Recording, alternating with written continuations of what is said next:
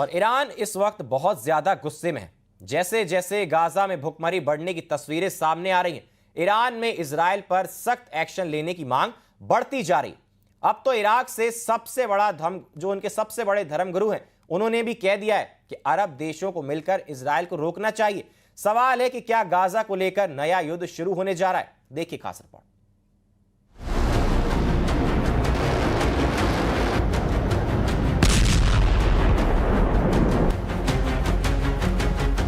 क्या इजराइल पर फिर से फटने जा रही है ईरान की मिसाइल? क्या तेल अवीव और हाइफा में फिर इसी तरह होगा हमला? क्या ईरान की मिसाइलों के आगे फिर ढह जाएगा इजराइल का डिफेंस सिस्टम?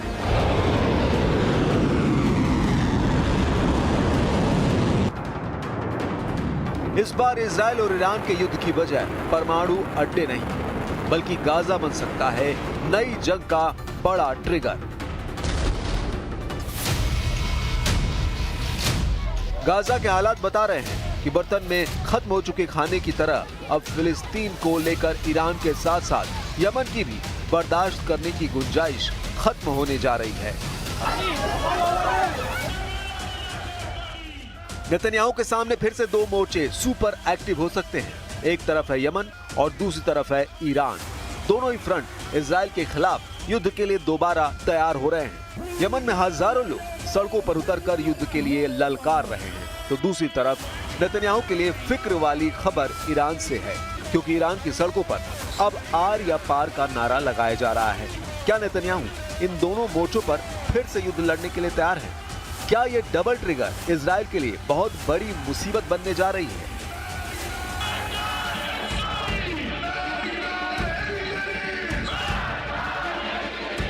ईरान का गुस्सा देखने लायक है। तेहरान की सड़कों पर लोग उतरने लगे हैं, लेकिन इस बार इजराइल पर गुस्सा गाजा को लेकर फट सकता है। ट्रंप के पुतले और अमेरिका के खिलाफ नारेबाजी देखी जा सकती है।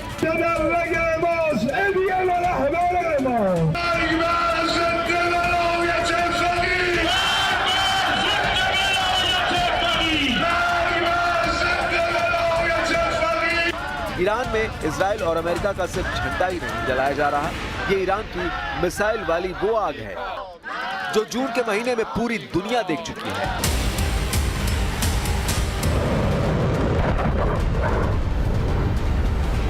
जब ईरान ने तेल अवीव और हाइफा के साथ इजराइल में कई ठिकानों पर मिसाइल दागी थी और ऐसे हर धमाकों की गूंज अमेरिका तक सुनाई थी।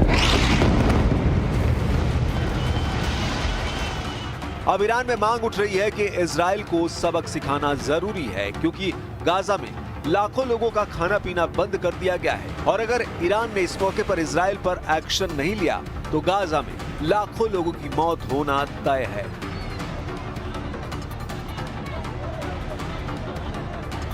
با اتحادمون پشت مردم غزه وای میستیم و نمیذاریم در این روزگار اون مردم، اون بچه‌های بیگناه، اون زن‌های بیگناه از گرسنگی تلف بشن. دلمون خونه از این مصیبت، ولی پشتشون ایستادیم، با تمام قوا پشتشون ایستادیم.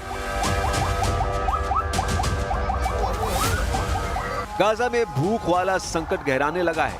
2025 में मार्च से अब तक 100 से ज्यादा लोगों की मौत सिर्फ भूखमरी से हो चुकी है।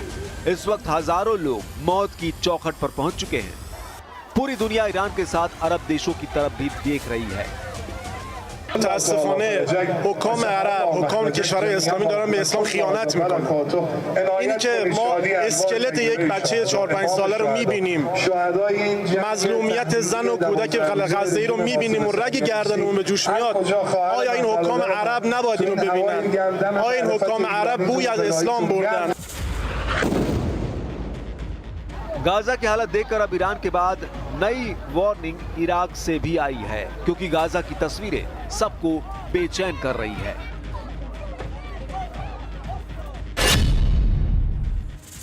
इराक में अयतुल्ला अली सिस्तानी ने अरब और इस्लामिक देशों से कहा कि गाजा में बच्चों, बीमारों और बुजुर्गों को नहीं बख्शा जा रहा। अरब और इस्लामिक देश इजराइल को रोके और गाजा के लोगों तक मदद पहुंचाए। अयतुल्ला अली सिस्तानी इराक में सबसे बड़े धर्मगुरु हैं और उनका दर्जा ईरान के सर्वोच्च नेता अली खामनेई से कम नहीं है। सवाल है कि आगे क्या होगा। जून में हुई 12 दिन की जंग के बाद अब जुलाई के अंत में ही युद्ध का नया अलार्म बजने लगा है। ईरान और इजराइल के बीच इस बार युद्ध हुआ तो अमेरिका भी कुछ नहीं कर पाएगा। ये बात डोनाल्ड ट्रंप भी बहुत अच्छी तरह जानते हैं। ईरान भी बहुत अच्छी तरह जानता है कि इजराइल अपने फाइटर जेट फिर से तैयार कर रहा है। क्या इजराइल और ईरान का युद्ध फिर शुरू होने जा रहा है? क्या हमला अगस्त महीने में ही किसी भी वक्त शुरू हो सकता है? और इस बार ईरान और इजराइल के युद्ध को कोई नहीं रोक पाएगा। क्या ईरान पर बमबारी के लिए डोनाल्ड ट्रंप ने नेतन्याहू का हथियार गोदाम फुल रिचार्ज कर दिया है? क्या अगस्त की शुरुआत में ही नेतन्याहू की फिर से एक्टिव हुई एयरफोर्स बड़ा हमला करेगी? और जो युद्ध जून में रुक गया वो अब जुलाई के अंत और अगस्त की शुरुआत में सभी रिकॉर्ड तोड़ देगा। ईरान और इजराइल का युद्ध किसी भी वक्त फिर से शुरू होने का डर है, क्योंकि दोनों तरफ अब संयम खत्म होता नजर आ रहा है।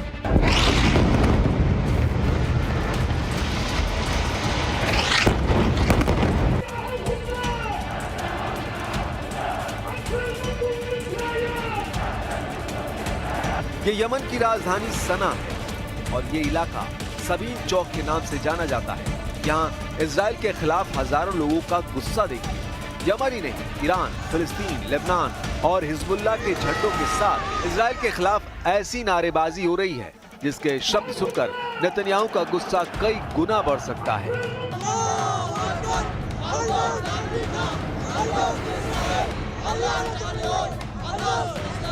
خرجنا اليوم أمام إخواننا في فلسطين نقول لكم لن نتهاون ولن نتراجع ولن نكل ولن نمل وثابتون ثبوت الجبال الرواسي لأن اليهود يريدون استباحة الأمة كلها ومقدساتها بأكملها.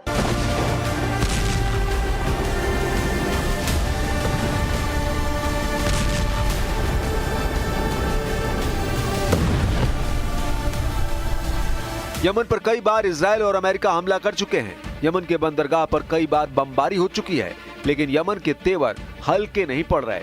यमन के लोग इजराइल के खिलाफ युद्ध लड़ना चाहते हैं। इजराइल यहां से 2000 किलोमीटर दूर है और इन लोगों और इजराइल के बीच सऊदी अरब की जमीन है।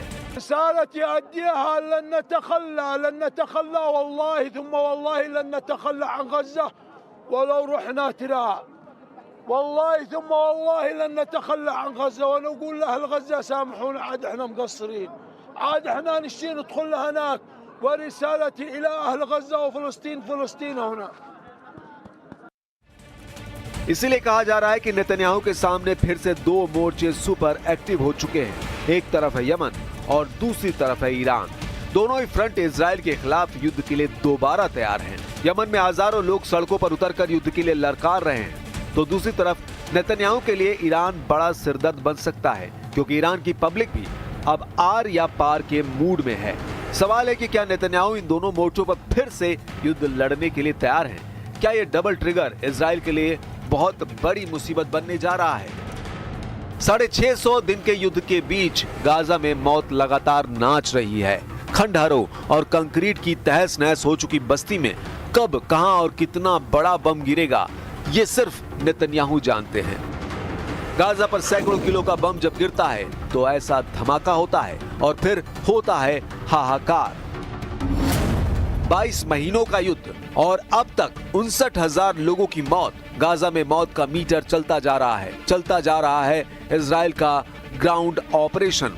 59,000 लोगों की मौतों के साथ सवाल है कि इस युद्ध को जीत कौन रहा है, क्योंकि हमास की पूरी लीडरशिप खत्म होने के दावे के बीच इजराइल को जून और जुलाई में लगातार ऐसे झटके लगे हैं जिसने नेतन्याहू के मिशन गाजा को इजराइल की सेना के लिए जलेबी बना दिया है।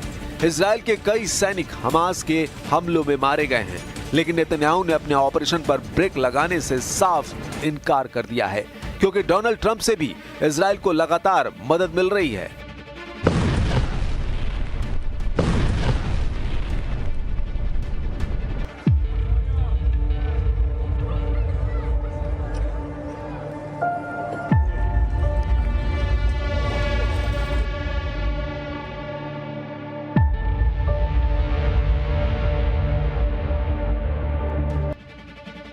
इजराइल को अब अमेरिका से 7000 बंकर बस्टर बम एक नए युद्ध की शुरुआत कर सकते हैं। सीज फायर के बाद ही इजराइल की एयरफोर्स खुद को ऐसे बमों से लगातार लैस करती जा रही है। अमेरिका के 7000 से ज्यादा बंकर बस्टर बम इजराइल को आसमान के रास्ते भी पहुंचाए जा रहे हैं। इनकी खेप समंदर के रास्ते यानी कार्गो शिप से भी सप्लाई की जा रही है। एक तरह से इजराइल और अमेरिका के बीच बम हाईवे एक्टिव है, जिसके टारगेट पर ईरान है। यह डोनाल्ड ट्रंप का नेतन्याहू को बहुत बड़ा धमाकेदार तोहफा है। डर है कि इस तोहफे के पीछे ईरान से युद्ध का दूसरा राउंड लड़ने की तैयारी कर ली गई है।